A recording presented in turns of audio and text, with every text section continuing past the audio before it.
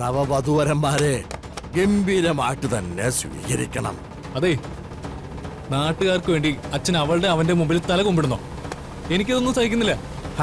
എടാ നകുല, നീ ഇങ്ങനെ വിരളി പിടിക്കാതെ. ഞാൻ പറഞ്ഞതൊന്നും നിനക്കിതൊരു മനസ്സിലായില്ലേ?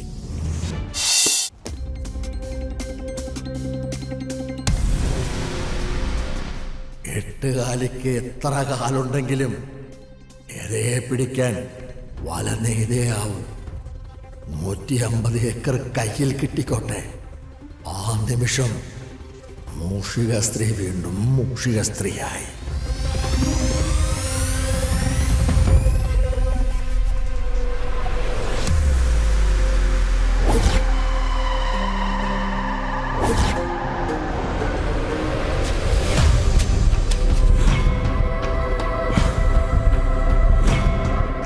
മണി. ഓ മുതലാളി, ദാ വരുന്നു.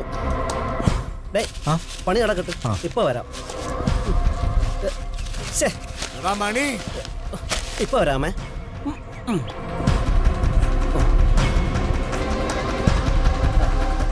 എന്താ മുതലാളി? നീ ഇതാകത്തോട്ട് പോയി വെക്കേ. ഭദ്രമായിട്ട് വെക്കണം, ആവശ്യം വരും.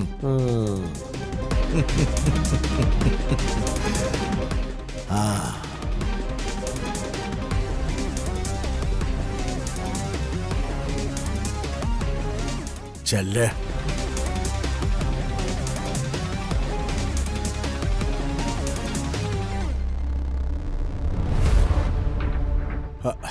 കൊണ്ടുവയ്ക്കേ.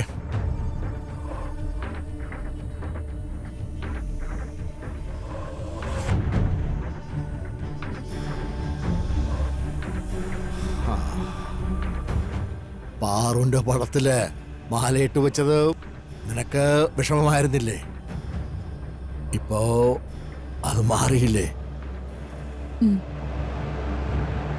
തനിക്ക് ഇപ്പോഴും ഒന്നും അങ്ങോട്ട് വിശ്വാസമാവുന്നില്ല.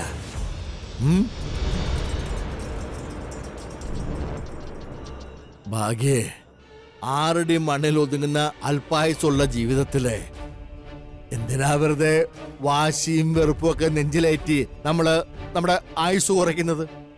ശരിയല്ലേ? എടാ, ജീവിതകാലം നമ്മൾ സ്വസ്ഥമായിട്ടും സമാധാനമായിട്ടും ജീവിക്കണം. മകനായാലും മകളായാലും നമ്മൾ ജീവിച്ചിരിക്കുന്ന കാലം മാത്രമല്ലേ നമുക്ക് അവരെ സ്നേഹിക്കാനാവൂ, അവരുടെ സ്നേഹം അനുഭവിക്കാനാവൂ. അതൊക്കെ ഞാൻ ചിന്തിച്ചു. വരട്ടെ, പാവം പാറുഗിരിയും വരട്ടെ.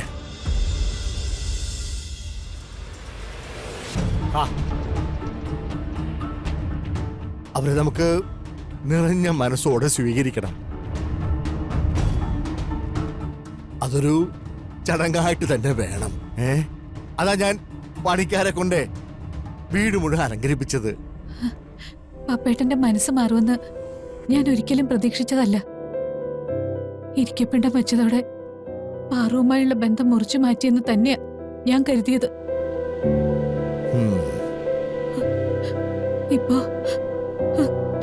ഇപ്പൊ എനിക്ക് ഒരുപാട് സന്തോഷായി. പപ്പേട്ടന്റെ ഈ നല്ല മനസ്സിന് കോടി കോടി പുണ്യം കിട്ടും.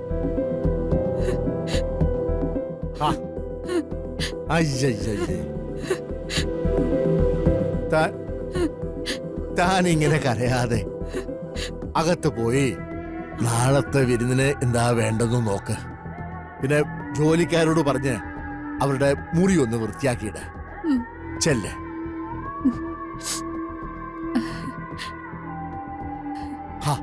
ചെല്ല്.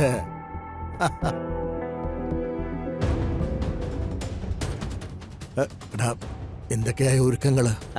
ഗംഭീരമായി നടക്കുന്നുണ്ട് മുതലാളി. മുതലാളി വന്നൊന്ന് കാണു.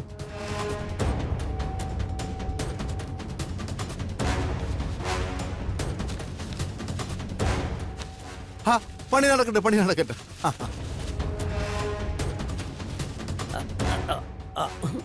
എങ്ങനെയുണ്ട് മുതലാളി? അവനെ വീഴ്ത്താൻ ഈ ഒരുക്കൊക്കെ മതി.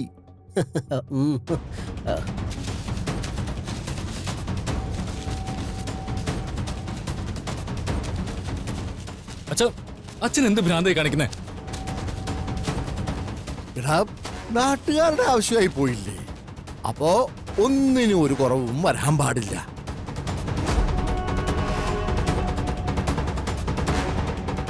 നവവധുവരന്മാരെ ഗംഭീരമായിട്ട് തന്നെ സ്വീകരിക്കണം. അതെ, നാട്ടുകാർക്ക് വേണ്ടി അച്ഛൻ അവന്റെ മുമ്പിൽ തല കുമ്പിടുന്നോ? എനിക്കതൊന്നും സഹിക്കുന്നില്ല. ഹ, എടാ നകുല, നീ ഇങ്ങനെ വിരളി പിടിക്കാതെ. ഞാൻ പറഞ്ഞതൊന്നും നിനക്കിതുവരെ മനസ്സിലായില്ലേ? എടാ മക്കളെ, ഇത് കൊടുങ്കാറ്റിന് മുമ്പുള്ള ശാന്തതയാ. ഇപ്പോഴേ നിന്റെ അമ്മയുടെ കണ്ണിൽ ഞാൻ കണ്ടത് ആനന്ദ കണ്ണീരാ. നാളെ മുതലത് സങ്കട കണ്ണീരായി മാറും. മനസ്സിലായില്ലേ? അച്ഛൻ ഞാൻ പറഞ്ഞു. ഹാ, ചെല്ലേ.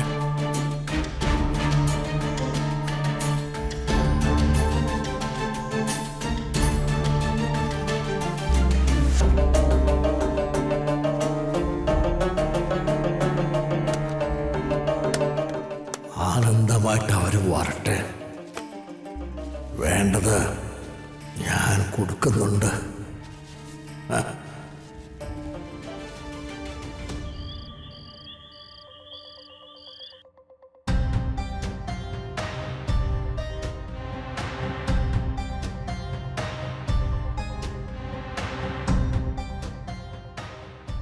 പറു,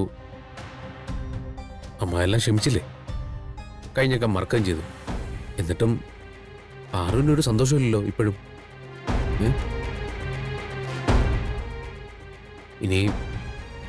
ഇനിയിപ്പോ അമ്മാവന്റെ അപ്പച്ചിയുടെ മുമ്പില് നാടകം കളിക്കാനുള്ള പ്രയാസമാണോ? ഏയ്, അതൊന്നുമല്ല. ആ, പിന്നെന്താ മനസ്സില്? അല്ല, വേറെ എന്തെങ്കിലും പ്രശ്നമുണ്ടോ?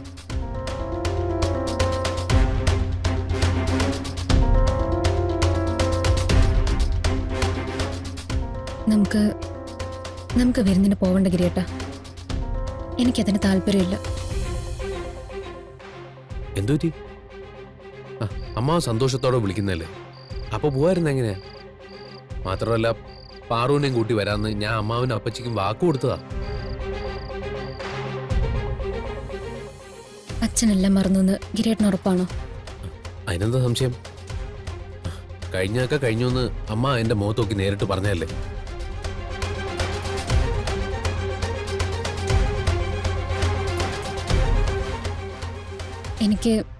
എനിക്കതത്ര വിശ്വാസം പോരാ. പാറു, സംശയിക്കേണ്ട ഒരു കാര്യമില്ല. മനസ്സിലൊന്നും വച്ചിട്ടല്ല അമ്മ നമ്മളെ വിരുന്നിന് ക്ഷണിക്കുന്നത്. അതങ്ങനെ തന്നെയാ, ഉറപ്പായിട്ടും. ഗിരിയേട്ടൻ എൻ്റെ അച്ഛൻ്റെ ഒരു മുഖം മാത്രമേ കണ്ടിട്ടുള്ളൂ. ചിരിച്ചുകൊണ്ട് കഴുത്തിറക്കുന്ന മറ്റൊരു മുഖം കൂടി അച്ഛനുണ്ട്. ഗിരിയേട്ടനത് കണ്ടിട്ടില്ല.